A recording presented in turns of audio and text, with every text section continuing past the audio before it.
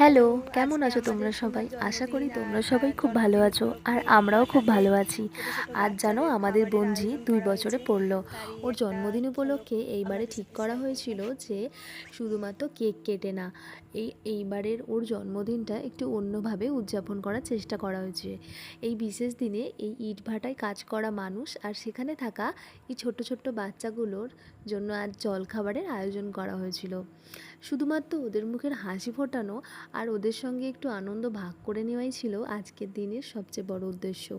হয়তো আমাদের অনেকের কাছে সকালের একটি খাবার খুব সাধারণ ব্যাপার, কিন্তু কারোর কাছে সেই খাবারটাই হয়ে উঠতে পারে দিনের সবচেয়ে সুন্দর মুহূর্ত। আর আমাদের বোনজির জন্মদিন, তাই ওর জন্য শুধুমাত্র একটা আশীর্বাদ নয়, কিছু কিছু মানুষের মুখে হাসিও তুলে দিতে চেয়েছিলাম।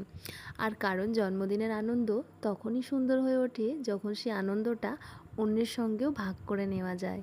আজকের এই ছোট্ট আয়োজনের সঙ্গে পুরো আয়োজনটাই আমার জামাইবাবুই করেছে বেশিরভাগ, আর আমরা এবং তার কিছু কিছু বন্ধুও হাত লাগিয়েছে, সহযোগিতাও করেছে।